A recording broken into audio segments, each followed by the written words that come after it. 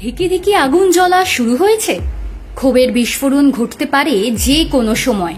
বাঁধ ভাঙছে মানুষের ধৈর্যের। প্রতিবাদে গর্জে উঠতে চলেছে বাংলা। যাবতীয় প্রশ্ন ইকুয়ালস টু বাম বললে কি বাড়িয়ে বলা হবে? একেবারেই না। খাতায় কলমে শূন্য কিন্তু ভরসায় নয়। বিরোধীদের কটাক্ষের পাত্র কিন্তু প্রবল প্রাসঙ্গিক।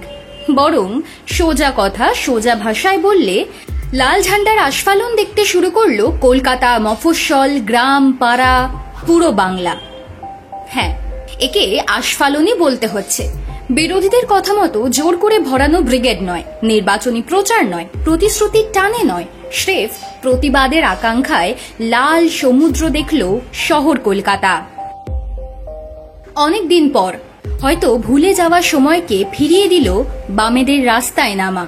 8 মাস পর বাংলায় বিধানসভা ভোট, তার তোড়জোড় শুরু হয়ে গিয়েছে।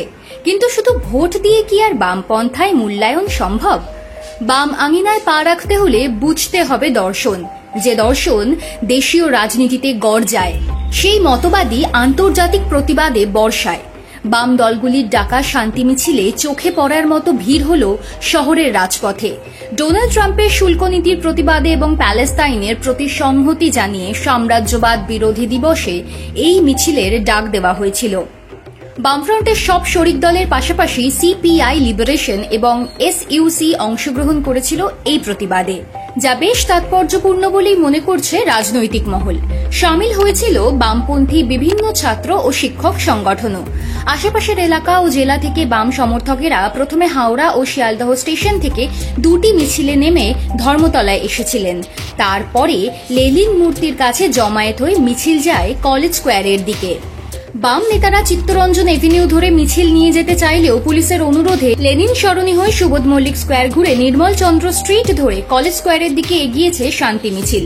মিছিলের মাথা যখন সুবোধ মল্লিক স্কোয়ার ছাড়িয়েছে, তখনও ধর্মতলার মোড়ে অপেক্ষমান ছিল ভিড়ের শেষ ভাগ। এ যেন এক অভূতপূর্ব দৃশ্য। ভুলে যাওয়া ছবি ফিরিয়ে আনলো এই প্রজন্মের বামপন্থীরা। বামফ্রন্টের চেয়ারম্যান বিমান বসু, সিপিএম এর রাজ্য সম্পাদক মোহাম্মদ সেলিম, সিপিআই এর স্বপন বন্দ্যোপাধ্যায়, ফরওয়ার্ড ব্লকের নরেন চট্টোপাধ্যায়, লিবারেশনের কার্তিক পাল, বাসুদেব বসু, এসইউসির চণ্ডীদাস ভট্টাচার্য সহ বাম দলগুলির শীর্ষ নেতৃত্ব নেমেছিলেন পথে। সেলিম বলেন, আমাদের কৃষি, বস্ত্রশিল্প, দুগ্ধজাত শিল্প সব আক্রমণের মুখে। এর মধ্যে অন্যায়ভাবে 50% আমদানি শুল্ক চাপিয়েছে আমেরিকা। এশিয়ায় মার্কিন সাম্রাজ্যবাদের দাপাদাপি এশিয়ায় কমাতে হলে রাশিয়া, চীন ও ভারতকে কাছাকাছি আসতে হবে। ব্রিক্সের দেশ যেমন ভারত, রাশিয়া, ব্রাজিল, দক্ষিণ আফ্রিকা, চীনকে কাছাকাছি আসতে হবে। তার মন্তব্য, প্রধানমন্ত্রী এখন চীনে গিয়ে চীনের প্রেসিডেন্টের সঙ্গে বৈঠক করছেন। চীন আমাদের প্রতিবেশী, তাদের সঙ্গে সীমান্ত নিয়ে সমস্যা আছে। সংঘর্ষ নয়, আলোচনার মাধ্যমে প্রতিবেশীর সঙ্গে বিরোধের সমাধান করতে হয়। দীর্ঘদিন ধরে আমরা এই কথাই বলে আসছি। সংঘর্ষের মাসুল আমাদের দিতে হয়েছে অতীতে, এখন সমন্বয় সুফল নিতে হবে। বামেরা রাস্তায় নামলে তার প্রতিফলন কি হয় সে দেখে নিল কলকাতা। এবার রাজ্যকে দেখাতে মরিয়া লাল ঝান্ডা।